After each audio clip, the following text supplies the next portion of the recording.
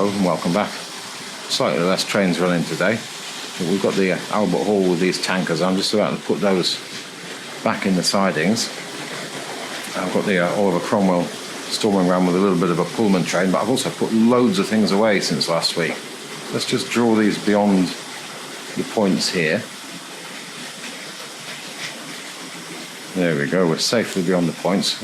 We'll back this into the siding here. We'll just keep an eye on the Oliver Cromwell. So I'll keep an eye on the Oliver Cromwell because you can't see it. So let's do that there.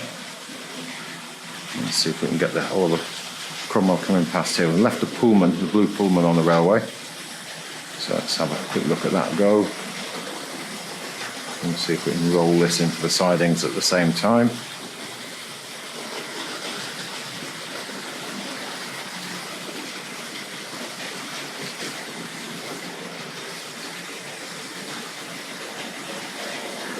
And a gentle stop there. What I forgot to do, which I was going to do, was set this because I want to use this locomotive for a couple of other things. I've got some wagons. I don't know whether we saw them when we... There we go. We've popped open there.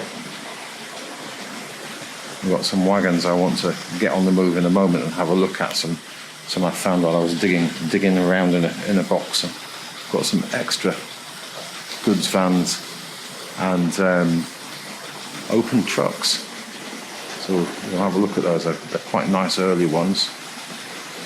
I'd sort of forgotten I had them. Poor excuse, I know, but I think also what we'll do, we'll just turn this around. So I'm going to put the controls down for this, for the hall. Let's just come in above this for a moment.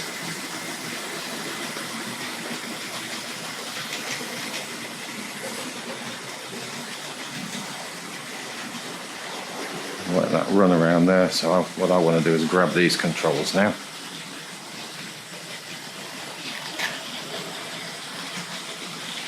Yeah, that's the wagons there. So I'm just going to bring this to a stop in the station just before the footbridge there, and I'm going to fiddle with this uncoupling ramp. We'll see if we can settle the emergency vehicle in the background. I don't know whether you can hear that. We're sort of late Sunday afternoon now, and it's been the Great North Run today. It's been pouring down.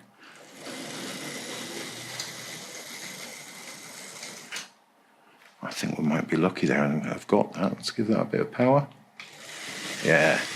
So let's get this around at the turntable. We'll get this turned around, and then we'll get the camera set up and have a look at those wagons.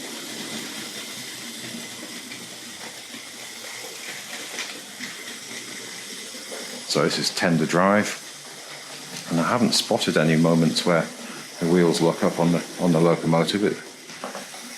It's been fairly well behaved, but the railway was getting sort of very packed with things. I think I mentioned last week I was thinking of putting things away, but I thought I'd get those 70s Pullman coaches out. And yeah, so we're definitely going to get things moving around, a change of models, a little bit of work on the railway perhaps if I can get the time. So let's just run that onto the turntable. There we go. I think we might be just a little bit too far back there. There we go. Because if I let the coupling hook hang over too far, it will catch on there. So I don't know whether we can get the whole thing, the button and everything in shot. I've set the camera a little bit wider.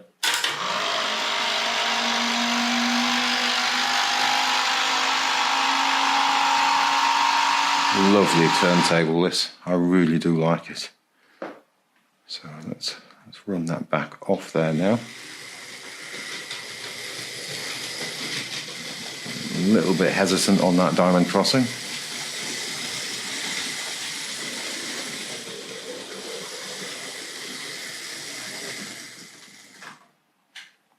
So I'm just going to fiddle with the uncoupling ramp so we don't have any trouble with that later on. There we go. And let's just close that point there as well. So we can go straight with that.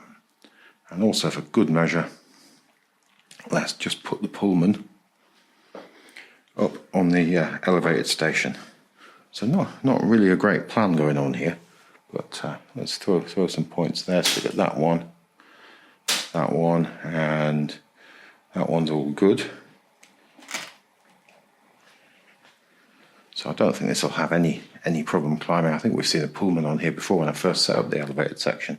So, and those serrated wheels will do a good job of stripping off any plating that happens to be left on the track.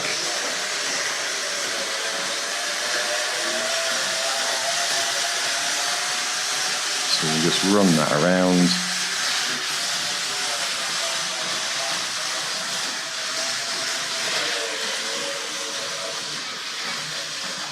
And then we've got to stop just before it gets to that bridge there. And I'm going to just change those points. And then we should be able to come in along the back side of that station now. If I remember to turn the controller the correct direction.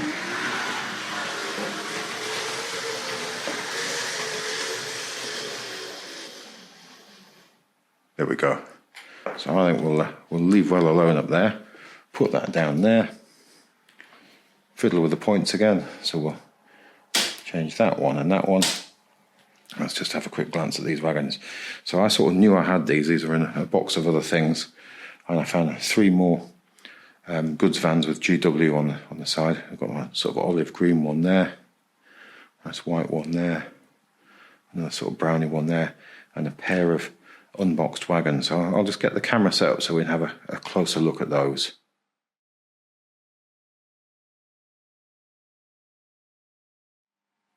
That catalogue page was from the 1955 catalogue. I think that's out of an RO set, that catalogue. If you have a quick look at the insert picture there, you can see it's got the code for the set on the rubber stamping on the front. So this is a sort of lovely olive green.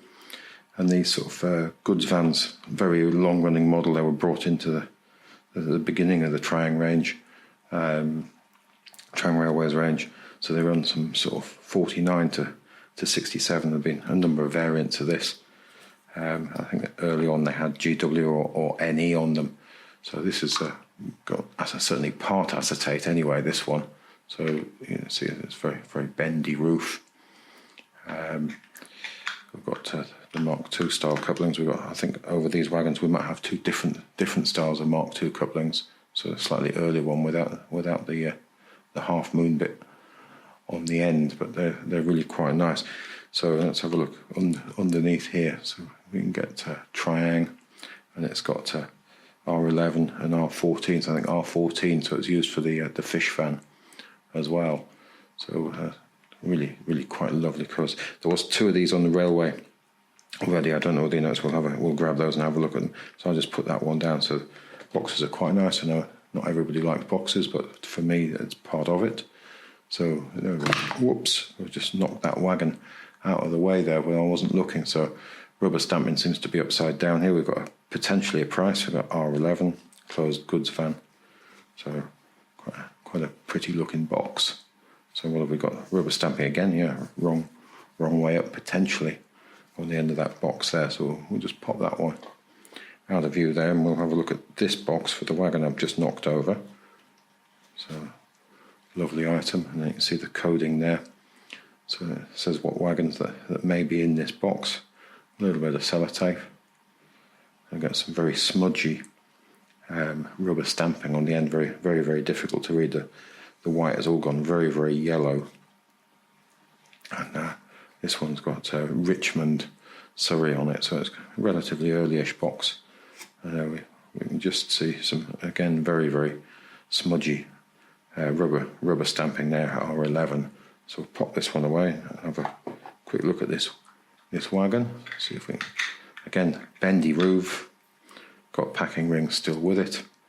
So that's shows it very bright in this sort of winter time, and that's not winter time now, but it's already getting dark, and we're not even sort of 6:30 in the evening yet, so we've lost all of the natural light, but I think it's probably more to do with the rain. There we go. They've got that slightly earlier style of coupling there. Look, without the, I think it was a weight to help it fall back down again. And that's quite lovely, isn't it? Let's have a look inside there. So there doesn't seem to be as much curl on the body of the wagon as there is on the roof. So maybe possibly two different plastics at play there. We'll get a look underneath there. Are we going to be able to get focus in there? I can just see Triang and then Made in England under there. Let's see if we can get the tiniest bit closer in there. I think that's really gorgeous, and there's a sort of imprecise printing on the side of it there. And if you look at this metalwork along here, it all looks a bit sort of mottled and so on along here. So quite pretty things. The sort of black work has worn through. Perhaps the metal's starting to degrade slightly on the edge there. So we'll pop that one down. And then we've got one more boxed item here. So this one in sort of a brown colour. This one's got a grey roof. Again, so we've got the slightly later style of coupling there. Although we've got cropped axles rather than sort of round ends. And then we get that to read in there. That's a bit easier to read than the white one was. It just sort of burns out the white, doesn't it? Again, a lovely sort of imprecise sort of printing on the side of it. So I think they're quite pretty. It's definitely been in the toy box a bit, this one. So a slight distortion in the side of the wagon here. So we'll pop that down. Quick glance over the box. Again, we've got a price on here. So we've got R11 closed van, or closed goods van. Price in pencil there. So this one doesn't have Richmond on it, so probably a relatively later box. So again, we'll just pop that over there. So I've got a pair of these. So I had remembered I'd bought these, but again, things get stuffed in boxes and you forget about them. So these wagons are possibly slightly early. Again, they've got that early style of coupling there. There was some rust present on these, surface rust, so I brushed it off and re-blacked them. So this chassis is made in two halves. So you see we've got a metal axle. You can just see it between the two sleeved wheels there. But the closed axle boxes on this one. So I think that's an earlier one. And the chassis is in two halves, sort of bonded together to hold the coupling assembly and the axles all together. So really quite pretty things. Let's just glance at the other ones in very similar condition. I'd be surprised if these hadn't lived together for most of their life. I bought them together. I think these ones came from Elaine's trains. Difficult to remember now. So we'll pop that down and we'll just have a look at this one. Was already on the railway, so this has been sitting on the railway for quite some time. Again, quite a beautiful grey colour there. So slightly different chassis on this one. Let's grab not that one, but let's look at the white one again. So we've got a different chassis to the white one, and I think possibly the same as these other two. So there are a couple of different chassis, as well as the closed axle boxes on the open wagons there. So open wagons are R10 goods truck. I think that could be sold as the coal truck as well. Again, we've got a slightly bendy roof in there as well. I'm going to leave that one. That one's stuck in, which is quite nice, so it doesn't keep dropping out. I'll just grab this other brown one here. So again, this one's got a crack in it. I think this one came from a batch of things from Dave Angel earlier in the year. So again, wonderful items. And there we've got the Triang on the bottom. Made in England. Oh, I need to push that axle in. I haven't done a good job at pushing that all the way back in once I've refurbished the wheels. We'll just grab the Albert Hall and then we'll get it turned around. Bit of a charger this one, loads of power available. So let's get that one there. A lot of pulling power there, and magnesium on the back pair of driving wheels. So I've got some points set up behind us here so we can roll straight up to the turntable. There we go. go. Let's get the button pressed there.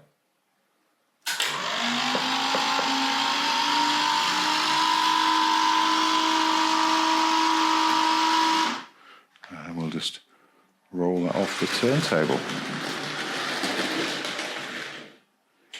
And then we'll just put the controls down while I fiddle with some point work again. So we want to do, this one will go straight, and we'll put that curved where it came from. And then I've left a set of points in the wrong direction behind me here, so let's come back round here. So I've got the wagons in the siding there, but I should have left the points the other direction, so let's just change those. And then come back and optimistically see if we can hook up with that Mark II coupling there. Were we lucky enough?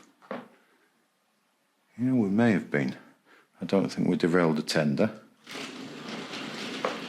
And I'm saying it's an astonishing amount of pulling power, this locomotive, but it is a little bit of a charger. It will really tear away. I think we've got a coupling hook just staying up there. So I did have a fiddle with those. That's a bit stiffer than I remember it, that coupling hook there. So we'll wrong direction there. I think we're going to have a helping hand here to encourage those together. There we go. So let's give this a little power. And we'll just keep an eye on that while I close the point behind me.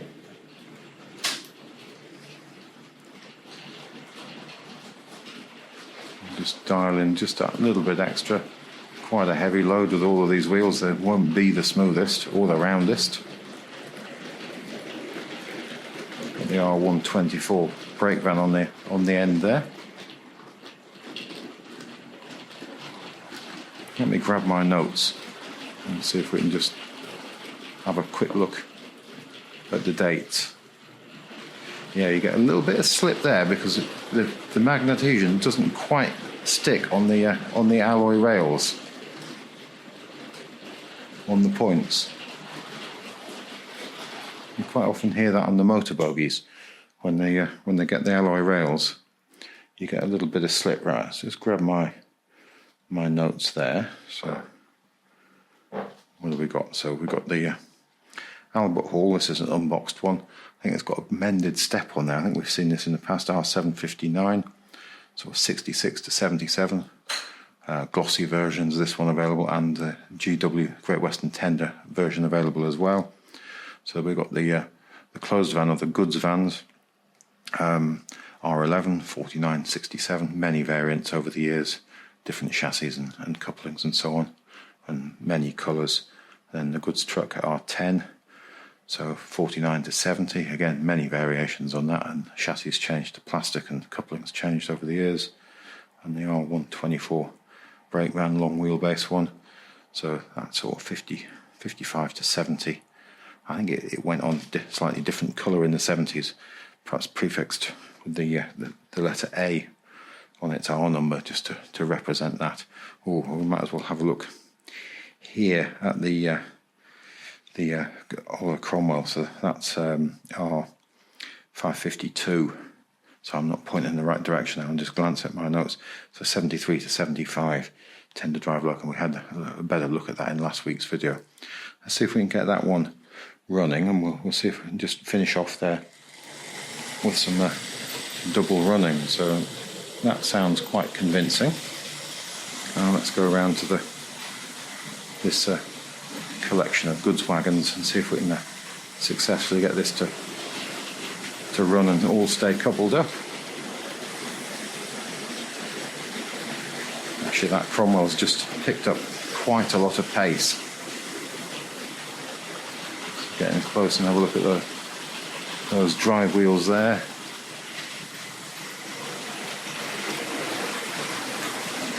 It's a gorgeous grey, that closed van there in the centre shot. I really do like that. Quite a stunning thing. Let's see if we can get both trains in in the shop together here.